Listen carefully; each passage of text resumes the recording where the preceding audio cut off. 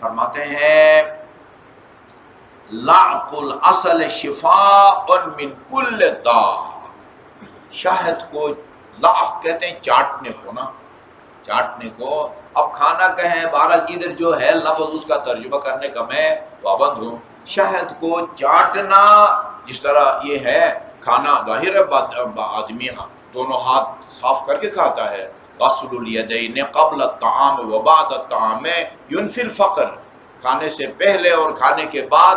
وہ کل بھی عرض کیا تھا کہ ہم مادی اسباب وسائل کی طرف زیادہ توجہ دیتے ہیں، روحانی چیزیں جو طول عمر کا باعث بنتی ہیں، رزق میں وسعت کا باعث بنتی ہیں، بیماریوں کے بچاؤ کا باعث بنتے ہیں، ان کی طرف ہم متوجہ نہیں ہوتے۔ اب دیکھیں نا آپ اس کا کیا تعلق ہے بھائی، غسل الیدین قبل الطعام و بعد الطعام ینفی الفقر، کھانے سے پہلے اور کھانے کے بعد دونوں ہاتھوں کو دھونے سے غربت تو جو ہے نا وہ گھر سے دور ہو جاتی ہے، دور کر دیتے ہیں۔ جس طرح حج اور عمرہ کے بارے میں ہے ینفی الفقر، اسی طرح غسل۔ اچھا جی، تو ظاہر ہے آدمی دونوں ہاتھوں کو صاف کر کے کھاتا ہے۔ کھانا کھانے کے بعد انگلیاں چوسنا مستحب ہے۔ آج کے معاشرے میں پتہ نہیں، شاید آپ کا مذاق اڑا ہے یہ تقریباً ایسی آدمی انگلیاں چوس رہا ہے۔ الحمدللہ یہ اچھے نعمت ہیں ہمارے لیے، ہمارے بہت ساری چیزوں کے جو ہے نا یہ سائنسی وہ ریزن کہتے ہیں وہ بیان، اب تو سائنسی بھی الحمدللہ۔ اچھا جی، تو لعق الاصل شفاء من کل داء، شفا، شہد کو چاٹنا ہر بیماری کا علاج ہے، ہر۔ ابھی ہمیں کہنا پڑے گا ماں سوائے شوگر کے، یا اس کے لیے بھی دوا ہے، کیا کریں؟ چاٹنا ہے نا، شوگر کے لیے آپ چمچہ بھر کے کھا لیں تو شوگر ہوگی۔ ہاں یہ جو تھوڑا سا چاٹ لیں۔ اچھا اسی طرح آگے نمک کا آ رہا ہے، نمک جو ہے کھانے سے پہلے اور بعد، ابھی اسی کے ساتھ ہی آ رہا ہے۔ اچھا اب یہ بی پی کے آدمی کے لیے بھی ہے۔ ابھی آپ کہیں کہ بھائی مطلب چمچہ بھر کے نمک تو نہیں کھانا نا، وہی وہ تھوڑا سا بھی اگر وہ محسوس کریں کہ بھائی میں نے نمک چکھ لیا ہے، یہ اس حدیث پر جو ہے نا وہ عمل ہو جائے گا۔ بہرحال یہ اپنی جگہ پر اس کا دائرہ جس طرح وسیع طور پر امام نے فرمایا ہے وہ دائرہ بدستور موجود ہے، ٹھیک ہے نا۔ بقول آپ کے چمچہ بھر کے نہ کھائیں، یوں مثلا آپ کا صاف ہے بوتل میں شہد، یوں کر کے اس کو چاٹیں، انشاءاللہ شوگر کو نہیں بڑھنے دے گا، ٹھیک ہے نا۔ تو فرماتے ہیں کہ لعق الاصل شفاء من کل داء، پھر اپنے اس دوا کے ثبوت کے طور پر، یعنی دنیا کے کلاموں میں سب سے مستند کلام اللہ کا ہے نا، قرآن مجید ہے۔ قرآن کی آیت پڑھتے ہیں یخرج من بطونها شراب مختلف الوانہ فیہ شفاء للناس، سیدھی سیدھی قرآن کی آیت ہے۔ پورا سورہ اس نام سے ہے نا، نحل، نحل۔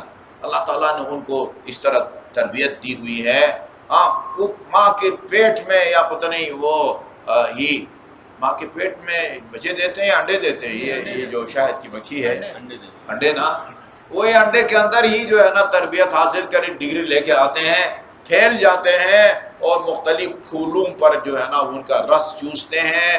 اچھا میں نے پڑھا ہے یہ چھتا ہے نا، اس کے گیٹ پر ایک جو ہے نا وہ تگڑے جو ہے نا مکھی کو جو ہے نا وہ مسلح وہ کھڑا کر دیتے ہیں، وہ ہر آنے والی مچھلی کو چیک کرتا ہے، اور اگر کسی گندی جگہ پر بیٹھ جائے صرف یہ نہیں کہ اس کو روکتا ہے، سر قلم کر دیتا ہے۔ اس کو یعصوب کہتے ہیں۔ امیر المومنین کی زیارت میں بھی ہے السلام علیکہ یا یعصوب الدین، ٹھیک ہے نا جی۔ اچھا جی، یہ بتائیں یخرج من بطونها، یہ بطونها شہد کی مکھی کے پیٹ سے شراب مختلف الوانہ، اور یہ ہمارے عزیز جو ہے نا یہ حسن کے چھوٹے بھائی یہ کام کرتے ہیں، وہ جو کیا کہتے ہیں شہد کا رنگ ہے نا وہ پھولوں کے رنگ کے مطابق مختلف ہوتا ہے، یعنی معیاری جو شہد کہتے ہیں وہ ہماری زبان میں بیر کے پھول جو ہے نا ان کا شہد کہتے ہیں زیادہ وہ ہوتا ہے، وہ بہترین ہوتا ہے۔ تو بہرحال وہ ہو سکتا ہے یہ جو فرمایا ہے کہ ایک رنگ کا نہیں ہوتا، وہ پھول کے رنگ کی مناسبت اور لحاظ سے شہد کا رنگ بھی جو ہے نا مختلف ہوتا ہے. فیہ شفاء للناس. جی یعنی پھر اس سے مستند کلام جو ہے، اور پھر بشرطی کی شہد ہو، ٹھیک ہے نا. ہاں چینی نہ کوئی بھی ہاں ویسی وہ تو نہ ہو نا، وہ چینی کھلا دے اس کو تو پھر وہ نقصان دہ ہوگا.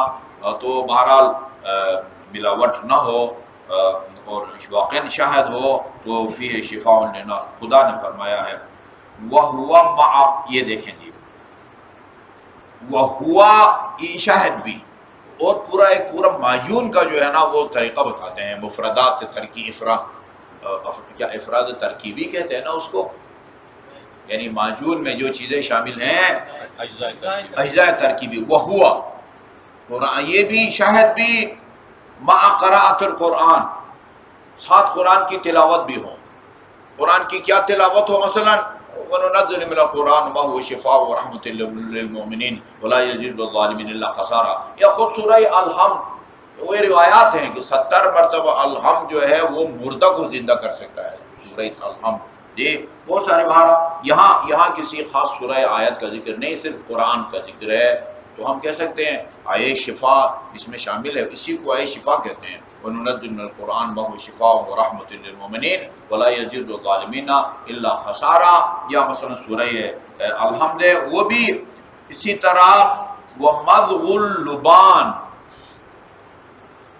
میرے خیال میں اردو میں بھی لبان کہتے ہیں، بہت اس کی زیادہ تعریف کی گئی ہے. ایک قسم کی گوند ہے، یہ حکیموں کے پاس اسی نام سے شاید میرے خیال میں یہ بکتا ہے یا بکتی ہے. لبان بالکل گوند کی طرح ہوتا ہے، اس کو چبانا. یہ سب کے سب یذیب البلغم، شہد، قرآن کی آیت اور لبان، اس کو چبانے سے بلغم جو ہے نا وہ ذاب یذوب کا مطلب ہوتا ہے پگھل جانا نا، پگھل جانا. شہید باقر صدر کا ایک جملہ بڑا مشہور ہے، ذوبوا فی الخمینی کما ذاب ہوا فی الاسلام. جس طرح خمینی نے اپنے آپ کو اسلام میں حل کر دیا ہے نا، تم اپنے آپ کو خمینی میں جو ہے نا وہ حل کر دو. ذوب کا مطلب ہوتا ہے پگھلنا نا، یا حل ہو جانا. یہ جو ہے نا آپ کا جلدی حل ہونے کے لیے یہ جو دودھ کا پاؤڈر ہے، عربوں کے ہاں لکھتے ہیں سریع الذوبان، جلدی حل ہونے والا. ایک وہ ہوتا ہے جس کو چمچ سے جو ہے نا بہت زیادہ دیر تک پھینٹنا پڑتا ہے، ایک ڈالو تو فوراً وہ حل ہو جاتا ہے. سریع الذوبان لکھ دیتے ہیں بعض دودھ کے اوپر، بعض کے اوپر الدسم الکامل کہتے ہیں، فل کریم. ایک مفتی نے فتویٰ دیا ہے کہ یہ جو دودھ کے پیکٹ پر لکھتے ہو نا کامل الدسم فل کریم، یہ شرک ہے. یہ کامل صرف خدا کی ذات ہے، دودھ کو کامل کہنا جو ہے نا وہ شرک ہے. اتنی نازک توحید ہے. اچھا جی، لیکن ہاتھ پاؤں اللہ تعالیٰ چلتا پھرتا ہے، ہنستا ہے. ہاں وہ 18 15 16 سالہ لڑکے کی طرح ہے، داڑھی اس کی نہیں آتی ہے، وہ جہنم میں ٹانگ ڈالتا ہے، اس سے کچھ بھی نہیں ہوتا. یہ کامل کہو یہ نعوذ باللہ. شب جمعہ گدھے پہ سوار ہو کے پیر کا، میرے خیال بعد میں پیر کا ہے. میں نے طاہر القادری کا پڑھا تھا، انہوں نے پیر کا کہا تھا. پیر کے رات کو سوار ہو کے آتا ہے آسمان دنیا پر اور کہتا ہے حال من تائب، میں آ گیا ہوں، اگر کوئی توبہ کرنے والا ہو نا. اوپر وہ اونچائی زیادہ ہے نا، وہاں تک تو آپ کی آواز جاتی نہیں ہے. وہ قریب آ کے کہتا ہے میں قریب آ گیا ہوں، لہٰذا جس نے توبہ کرنا ہے توبہ کر لے. اچھا جی، وَمَضْغُ الطَّعَامِ، یہ سب یذیب البلغم، یہ بلغم کو ختم کر دیتا ہے یا پگھلا دیتا ہے.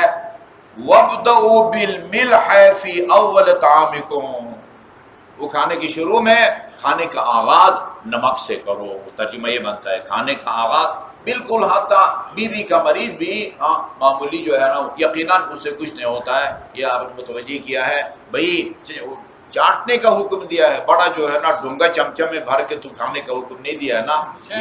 یہ انگلی اس میں ڈالو اور اس پر عمل جو ہے نا وہ ہو جائے گا. اسی طرح نمک ہے، خصوصاً ثابت نمک چھوڑا والا. ہاں دنیا میں میرا خیال پہلے نمبر پر ہے ہم لوگ نمک کے معاملے میں. وہی میں کہہ رہا ہوں نا، پتھر کو لے کو یوں چاٹو، یہ مستحب پر عمل ہو گیا. ٹھیک ہے نا، ضروری نہیں کہ ایک چمچہ پیسا ہوا نمک جو ہے نیشنل والا وہ آپ اس کو حلق سلطان ہے. اچھا جی، بس اس کو مکمل کرتا ہوں. وَابْدَؤْا بِالْمِلْحِ فِي أَوَّلِ طَعَامِكُمْ فَلَوْ يَعْلَمُ النَّاسُ مَا فِي الْفِلْحِ لَاخْتَارُوا عَلَى التَّرْيَاقِ الْمُجَرَّبِ. یا اللہ، تریاق ایک خاص زہر کا علاج ہے، زہر کا علاج. امام حنبل کے الفاظ ہیں امام موسیٰ کاظم علیہ السلام کی قبر کے بارے میں: قبر موسیٰ بن جعفر التریاق المجرب. حاجت روائی کے لیے موسیٰ بن جعفر کی قبر آزمودہ تریاق ہے، آزمودہ تجربہ شدہ جو ہے نا وہ تریاق ہے. جس طرح زہر کا علاج تریاق ہے، اسی طرح حاجات کا جو ہے نا جی مشکلات کا حل موسیٰ بن جعفر ہے نا. صدر دروازے پر لکھا ہوا ہے: السلام علیکم یا باب الحوائج. سب کے لیے برابر برابر کو جو ہے نا وہ قاضی الحاجات ہیں. بہرحال یہ فرماتے ہیں کہ اگر لوگوں کو پتہ ہوتا کہ نمک کے کیا فائدے ہیں تو وہ اس کو ترجیح دیتے اس تریاق پر، آزمودہ تریاق پر اس کو جو ہے نا وہ ترجیح دیتے ہیں. اچھا، ابھی آج میں بھی عام ہو گیا تو اس کی مذمت میں بھی لوگوں نے کہاوت جو ہے نا بہت سارے بنانے شروع کر دیے ہیں. اچھا جی، وہ آگے ہے، یہ مکمل ہو جائے. من ابتدع طعامہ بالملح، جو اپنے کھانے کا آغاز نمک سے کرے، ذہب عنہ 70 داء، 70 بیماریاں جو ہے نا اللہ تعالیٰ اس سے دور فرما دیتا ہے. وما لا يعلمه الا اللہ، اور ان بیماریوں کو جو نمک کے نتیجے میں دور ہو جاتی ہیں ان کو سوائے خدا کے کوئی دوسرا جانتا بھی نہیں ہے. وصلی اللہ علی محمد وآلہ الطیبین الطاہرین.